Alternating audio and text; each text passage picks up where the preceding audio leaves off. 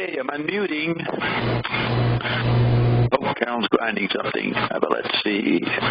Unmute. All participants are now unmuted. Format all the sound vibrations with language. Yes. Who would like to speak? Yes. Maybe you would like to play the DFA recording? I will play that in about 20 minutes, but I got to see what people who won't be into Zappa, what they have to say now. All right? That is coming up. Madeline just reported that she wants to hear something. What do you want to hear, Madeline? All lines are open. Anybody can speak until coordination screws up. Hey, what's going on, man?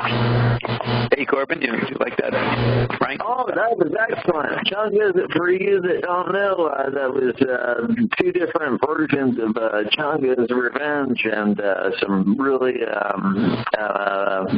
great soloing. I mean, technically what's being done is just, it's really amazing.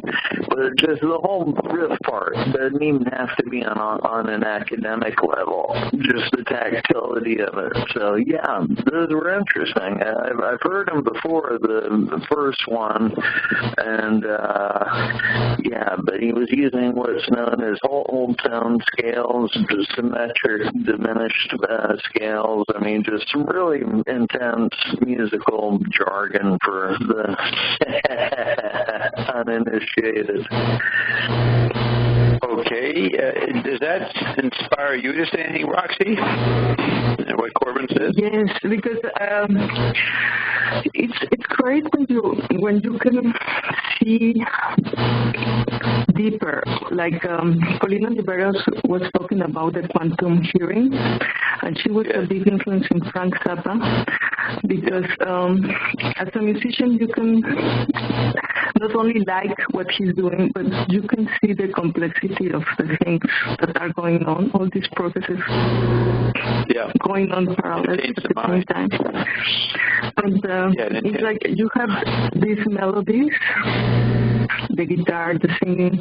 You also have the math of the instrumentation, the orchestra, and then you have the rhythmic. Yeah, the rhythmic, and then all the studio process of the music, and it's amazing what's going on. It really is amazing.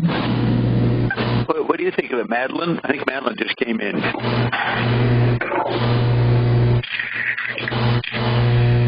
Anything to say about Zappa, Madeline? No, I don't. Nothing. Do you like Frank? I do. Yes, I like some of the music more than others, but I think my appreciation is growing. Very, very well. It's kind of an acquired. Yes, it is. Yeah. Acquired taste. If you don't get it instinctively, it depends on which part of Frank you hear. There's such a variety. You never know what you're going to like and not like. He's got something for everybody there.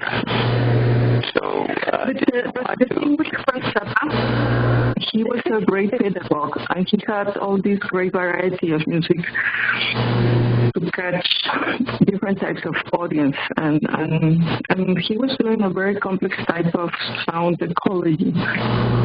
That evolved with the technology. He was doing a communication ecology, studying the effects of all kinds of media. Of the baby boomer generation, he was the closest to McLuhan. Your voice sounds distorted, like like adding a filter to your voice. Right. No, that's, I think, this particular phone. We've had a bit of problems, so I'm going to go on to the other phone. But you can...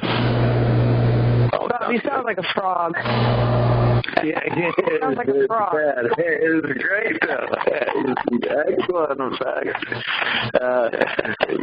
Thank you for the fact you didn't even think. You know, your mouth is now an oscillator. An oscillator. It means that it can generate any rhythm. Just sit there and go, just go on. Well, we were doing Toads in the Short Forest. We were talking about that, which are isotopes, one of Zappa's songs. So, Madeline, what did you want to hear before you go to bed?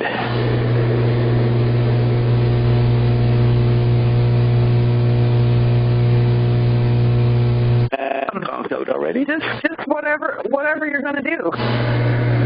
Well, we're going to be doing Zappa in a few minutes. When we start Zappa. Great. Did you hear the 3 stages of ascension? I just found that the other day. You want me to replay that? Did you hear that? Was that? Was that mashup thing with you and some other music underneath it? No, that's Dave Neufeld. That was cool. Yeah, that's Bosme Ecology 1992. That's the famous number 1 for the Bosme Ecology. For first production, low budget production. I think I did not hear the stages of ascension. Okay, I'm going to play it again because I got to go on the other phone. So just to fill in, I'll play this. Okay. This process of ascension is a 3-part process. The first part is you got to get out of your damn mind. And that's what we've been talking about since itch. Now we're up to scratch. And you get that and you ease through that process. Okay? Great. Now the second portion of the program is the bread of life and living water. Okay? Now what you're engaging in drop form is, you might call it the bread of water. maybe. But it's the most basic tiered level. Okay? And these drops then are absolutely having a shift and a change in your meat sack body. Okay? That's the second portion of the program. That's the by default process that you take an action for your cells to respond. Okay? No problem. Now, the third portion of the program is when you start embracing this process and start allowing these changes to take hold in your meat sack body. And then you'll get just as pretty as you can be, or as pretty as you want to be, or whatever that is. I mean, it keeps changing, so we don't want to add a definition to it. You know, we can't get you a little more buffed or a little more strong or a little more limber. We don't know what you want because it keeps changing. Well, not really, but we're being easy with the process. But this 3-part process, now you're well on your beginning step 2. So we would say this is, by definition, for you, the end of the beginning. Okay? Then what happens is, as a marvelous creator, you'll start getting more used to, and we did the little synoptic version, a session or so ago about how fucking cool your world really is, and the things that you're whining and bitching about now are so trivial compared to where you began.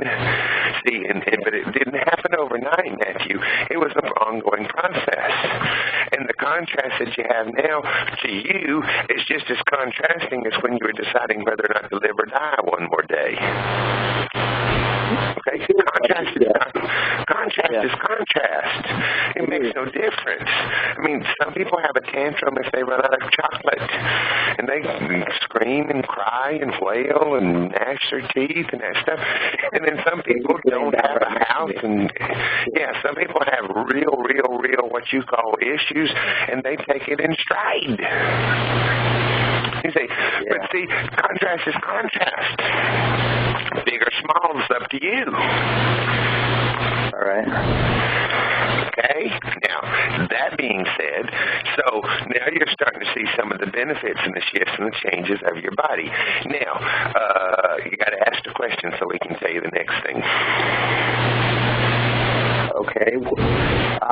Well, I wanted to ask you about, I brought it up last time, I wanted to ask you, so this guy named Trivedi, that, you know, he does these blessings and he has over 4,000 scientific studies on how... If it requires blessings, then soon shall come curses. Okay. So it basically, but how is it that they're observing like DNA degree of separation, and that starts leading as well. When they finally, very quickly for you especially, these degrees of separations have got to go. It'll just fuck with you till your head or your rectum will become sore. It will become sore. Separate yourself from using the degrees of separation. And if you play with that just a little bit, then all of a sudden your whole vernacular will change and your questions will become so precise that you'll actually get answers rather than these nebulous who, what, when, where, how, and why. Okay. To be clear.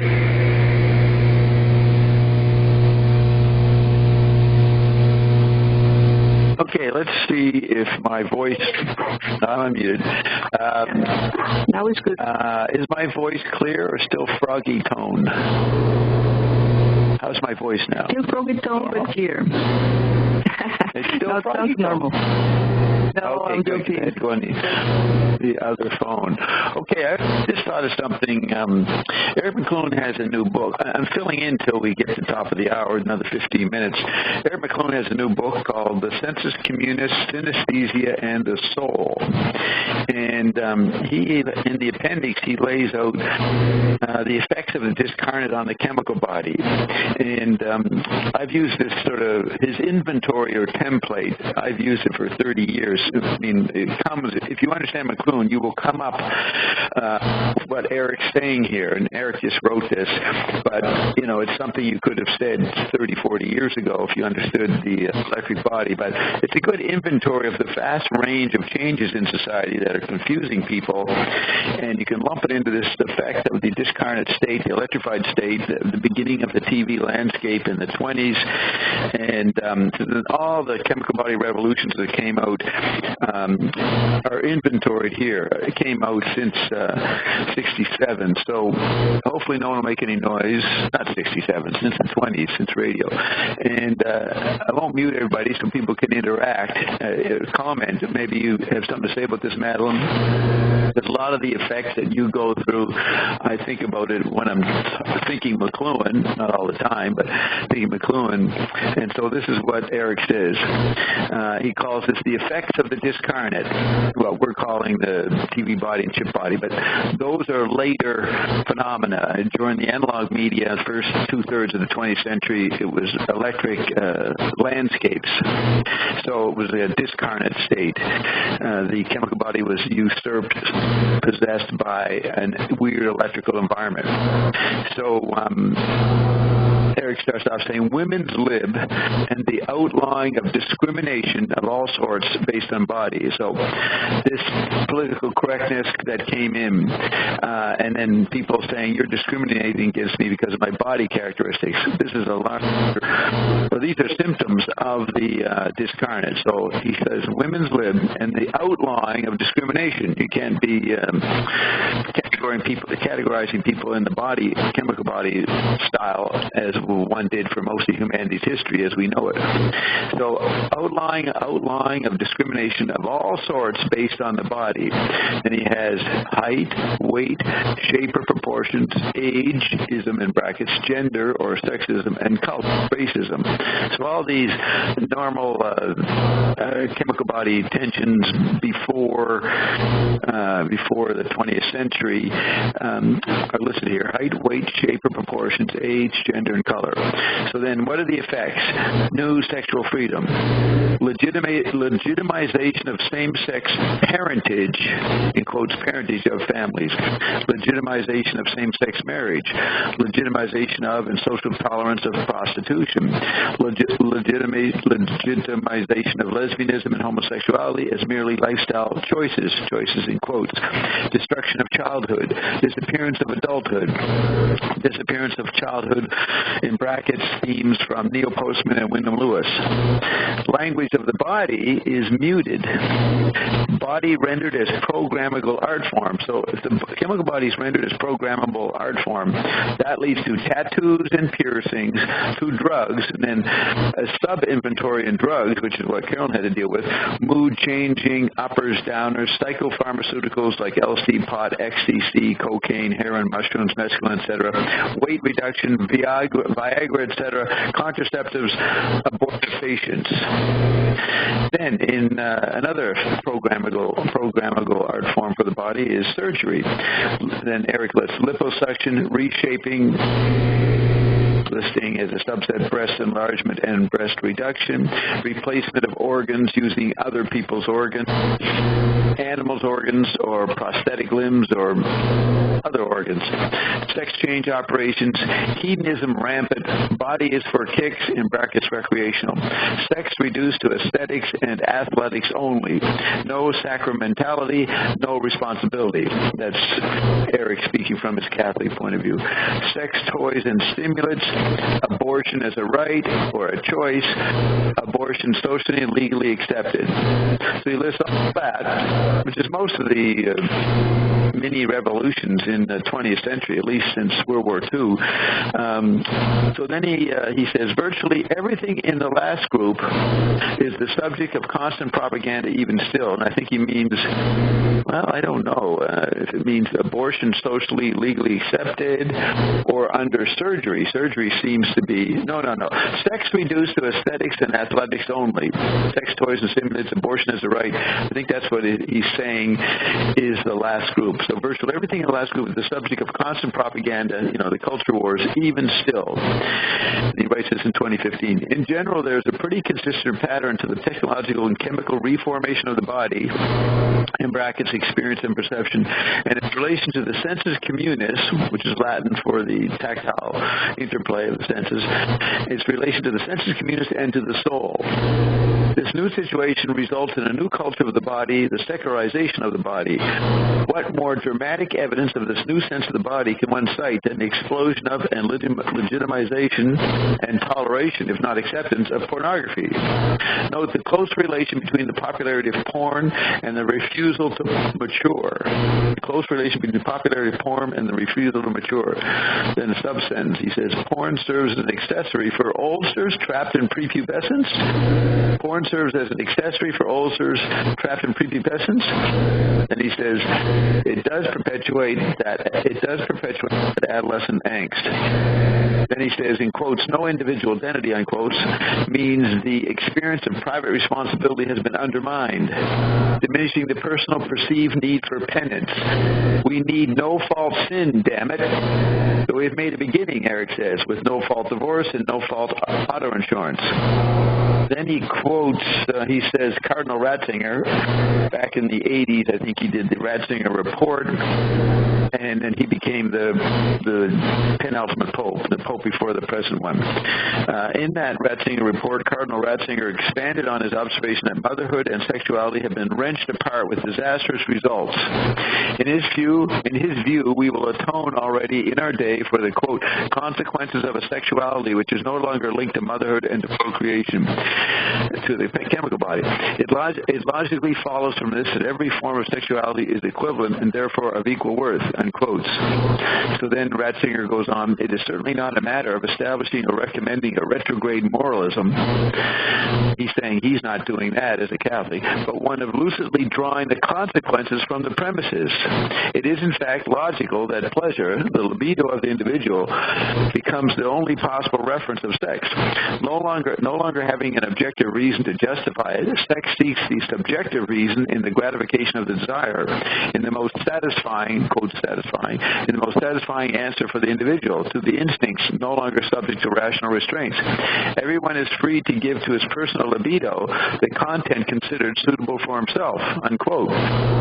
And he continues, hence it naturally follows that all forms of sexual gratification are transformed into the rights of the individual, rights in quotes. Thus, to cite an especially current example, homosexuality becomes an inalienable right. In brackets, given the aforementioned premises, how can one deny it? Says Ratzinger.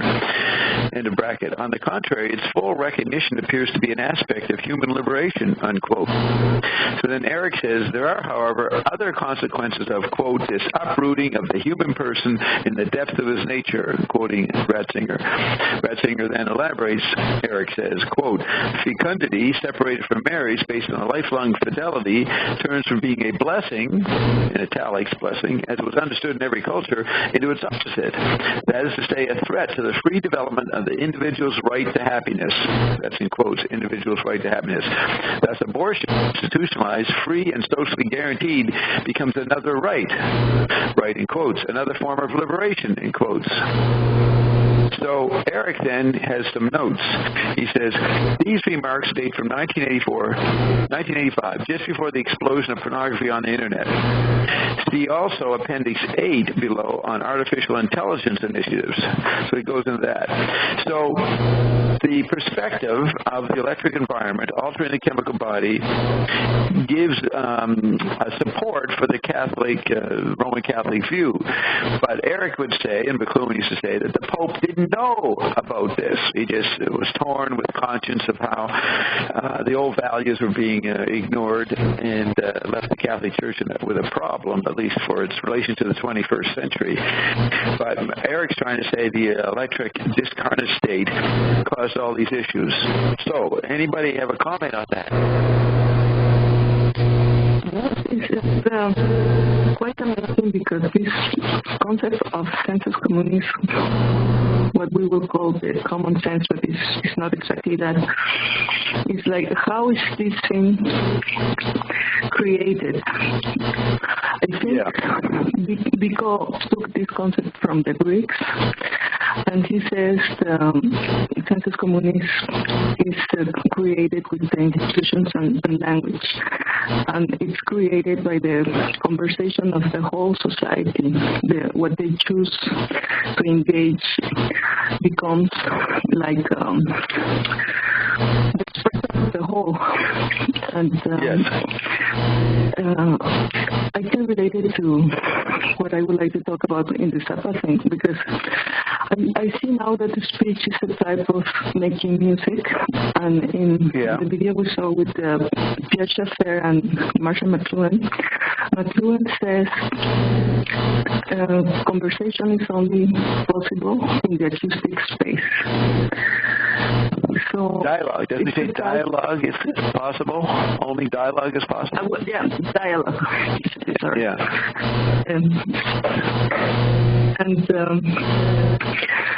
It's interesting how we engage. It's like a two-way. What we think is our opinion or knowing, and the sensus communis that is filtering or is influencing what we know, what we think, that comes from the environment. And you just referenced the Pierre Schaeffer and Marsh McLuhan dialogue, which, if you can find it, it's Schaeffer, Pierre Schaeffer.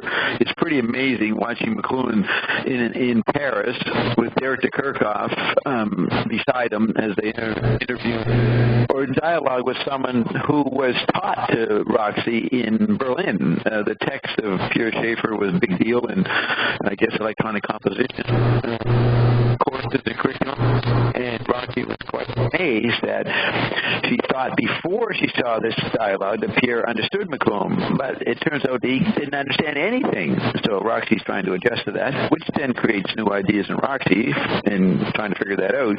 But that's what she's referring to when she says Schaeffer and McLuhan. So look up that YouTube. You can go to the one, what's it called? Marsh McLuhan Speaks. His daughter's put together a new website, marshmcluhanspeaks.com, and all kinds of interviews and dialogues and lectures by McLuhan with the transcription of it as well on the side of the actual video. And it's pretty detailed if you want to do that. Now, does anybody want to bring up anything else before we go into Zappa? No. Yuri says no. You say no, Yuri? Yes, but we could link with this conversation very good because it's very interesting how the census communities it's the environment, what we think the whole, like now it will be the Android meme is saying. Yeah. And how it's Eric McLuhan is talking about how the electric environment is influencing their choices. Right. All the areas. All the things he lists are major medicine, medical breakthroughs in medicine. He pretty well lists most of the controversial or alternative options that people in the 19th century would be shocked if they lived in the 20th century to see what unfolded. And Eric is saying if we turned off the electric environment, none of these impulses would happen. Everybody would be back to the chemical world, fascist kind of tribalism, maybe some literacy if they had the printing press. And so it's interesting looking at the whole 20th century as an effect of a medium, of an electric environment. And many people would say that's technological fetishism, that's emphasizing technological determinism, but it may not be 100% factor in everything. I think Ian wouldn't say it's 100%, but it makes a big chunk of why this environment is different, why society is different today. Now, maybe we ran the course with the Android meme, hijacking the effects of the electric environment on the chemical body and just doing it to itself and its parts. And the chemical body is like a ghetto now, just lolling about